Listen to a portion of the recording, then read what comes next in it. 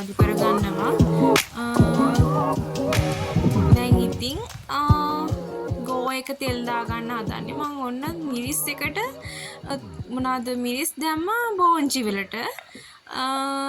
ඉතින් හරිම කහ දැම්මා. ඉතින් ඊට පස්සේ මම 3-5 දානවා, ලුණු දානවා. ඊට පස්සේ ඉතින් ඕගොල්ලොනුත් බලන්න මං ඊට පස්සේ ගෝවලට